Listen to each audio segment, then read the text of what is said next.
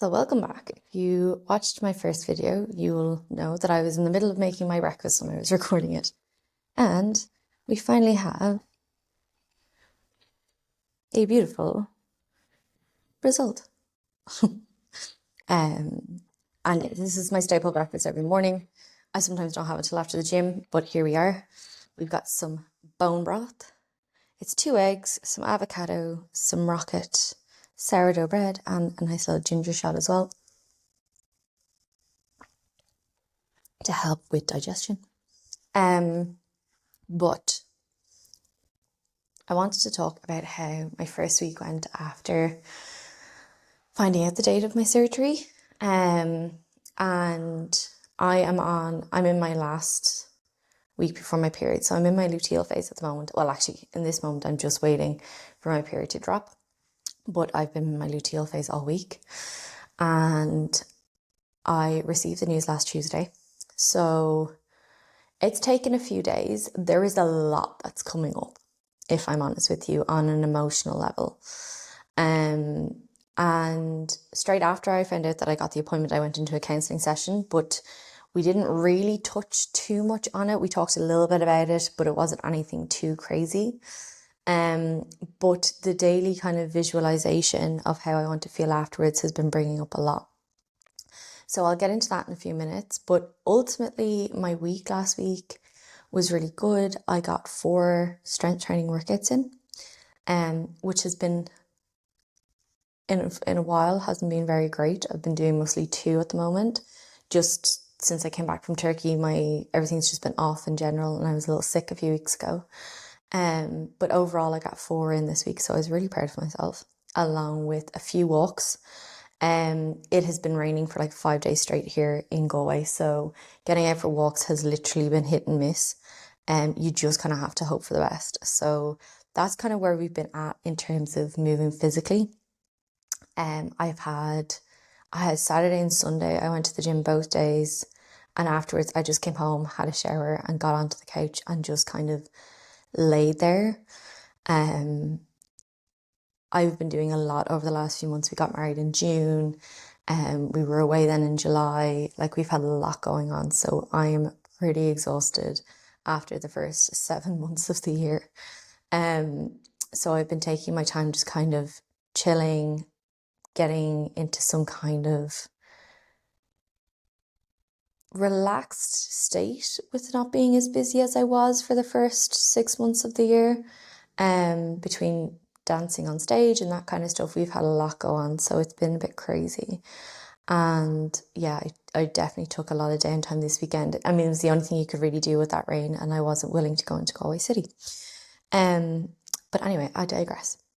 But overall, on a movement level, I find that moving really, really helps with endometriosis symptoms, particularly walking. It helps with the lymphatic system, so it helps pump the lymphatic system when you go for a walk. It's the same with strength training, the detoxification. Building up muscle is just really good in general, to help with all the beautiful things that it does, with building muscle and then regulating our nervous system, particularly if you're eating enough protein.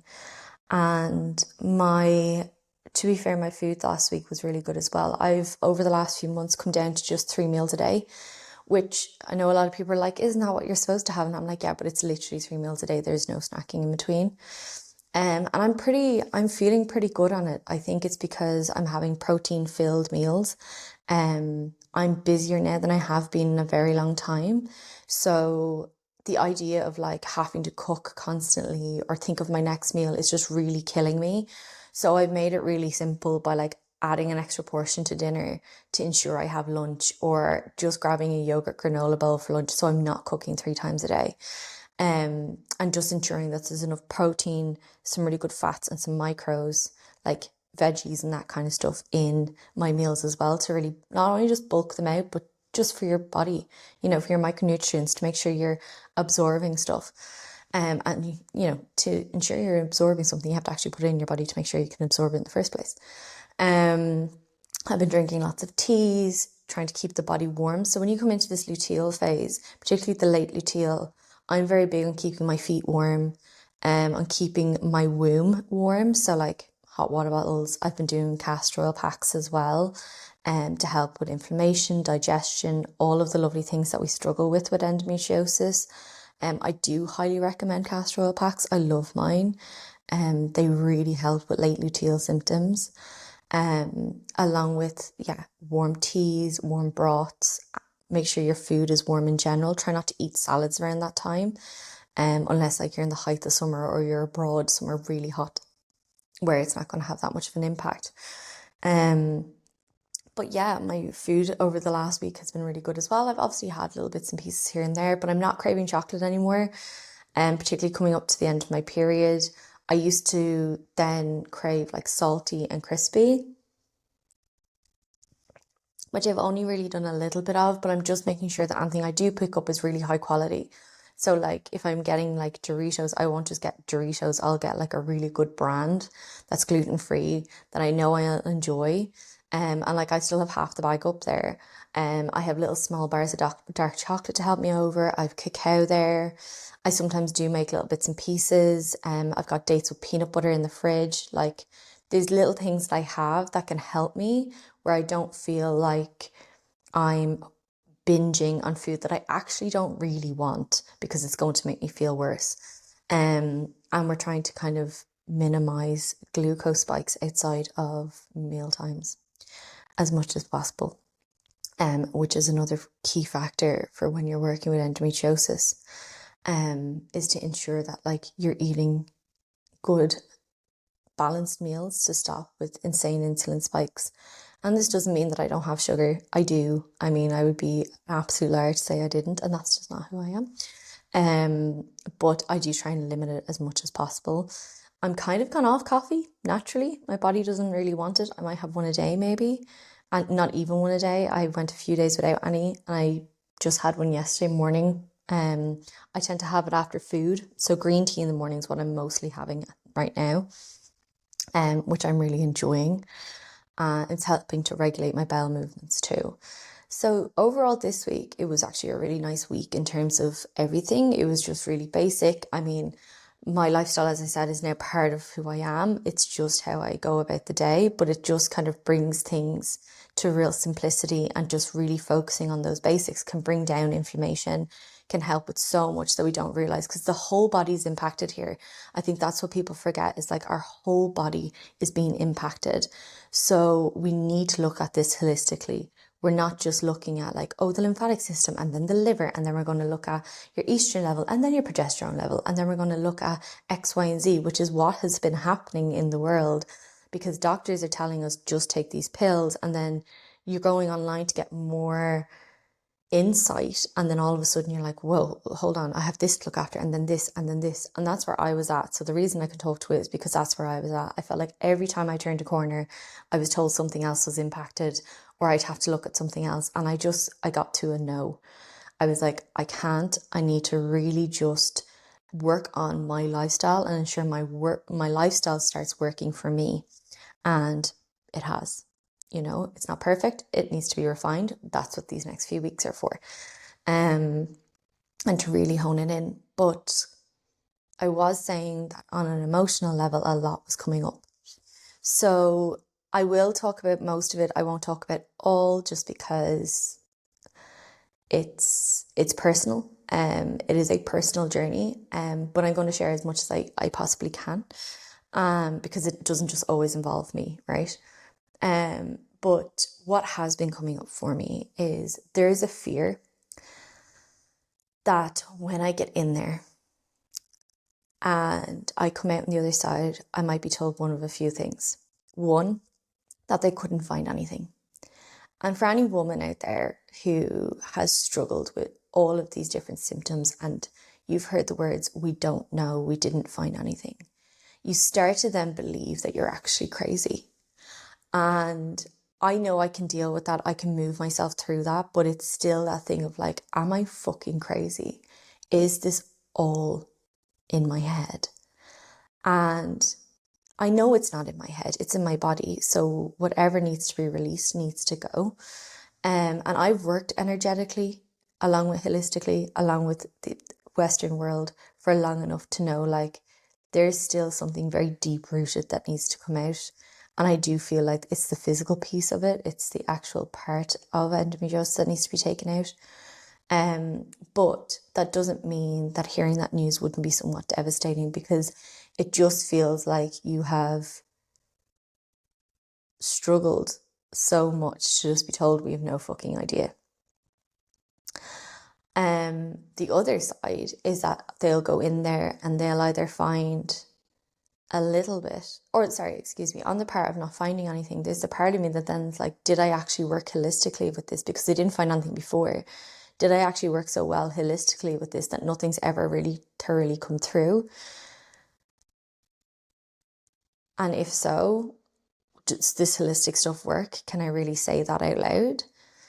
If I go in there and they say it's a stage 1 and my symptoms are so severe, does this mean that they've removed it? And maybe, because I know somebody who did. I had a client once before who is also a beautiful friend of mine now, who actually regressed hers from the time she was diagnosed to the time it was removed. She actually regressed hers. And that's insane. With just holistic work, lifestyle, diet, energy work, trauma healing, like, you know, this stuff does work. So like if they come to me and they're like, well, we have got a stage 1 here, and I'm like, did I regress this? But I may never know. And then if they do find it and it is more severe, that part is also quite terrifying. So a lot of that was coming up, a lot of fear, a lot of having to just surrender to whatever comes up. Like, I'm not going to know until afterwards, so there's no point me dwelling on it. Doesn't mean I've fully let go of it either. I know it keeps coming up. The other part in my visualization, I'm like seeing the future me and who she is and how she showed up for herself and how proud she is of herself. And I find myself, a lot's coming up there. A lot is coming up around my body, because I know my body's going to change again in a positive way, but it will change. My health will change, and there's a fear there of letting go of the identity. There's a fear of like, well, what do I do if this is no longer part of me? There's also a piece that's really terrified of allowing my body to change and my health to be better, because there's a real selfish part of me that obviously, you know, is then terrified to have kids, because I finally got to where I wanted to be and I want time in this body, but I'm 33. And it's not that I would prefer not to put kids off for much longer. And I'm not ready to share my body yet with having kids. So, and I know that sounds quite selfish, but you know what? I'm going to just say it out loud, because I'm sure there's a lot of women out there who have struggled with body dysmorphia and finally have got to a place where they're focusing on health and they know their body's changing because of it, and they're finally feeling confident and feeling sexy and feeling good. And it's not that I don't love myself. I do. I really am so proud of where I'm at. My body is so beautiful. But I also know it's not at its healthiest where it's at currently. And there's a part of that that really scares me about having to share that right now. And I know that's really selfish. I'm very aware. But it's also how I feel. And it's also a fear, and it's coming up, and it gets to be witnessed, and it gets to be seen. And this is why doing this piece of emotional work is so important going in there, because I can now pick up on that and be like, wow, okay, so this isn't just a surgery to me. This is something so much deeper, and with it brings a lot of core wounds yet again, and it brings another level of stuff to the table. So yeah, I've been sitting with that a lot this week. I had a massive somatic release around it last night before I went to bed. I went up to bed and I did the visualization again, because I just felt more relaxed than I did in the morning. And it just started to come through, and I was like, okay, my body was shaking. It felt like it was like vibrating. It was insane.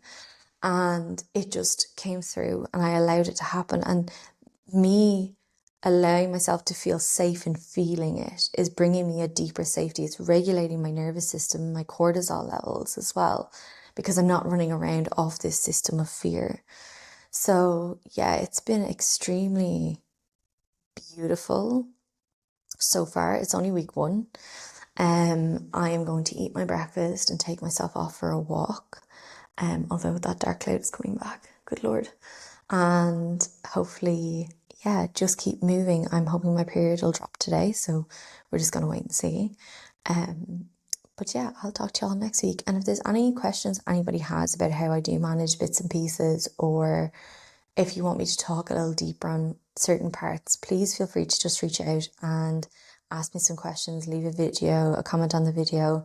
And also, if you have something that you want to talk about, or maybe you don't agree with how I say things or what I'm putting out there, feel free. I like having these conversations. I like seeing things from other people's perspectives as well. But I hope everybody has a beautiful day.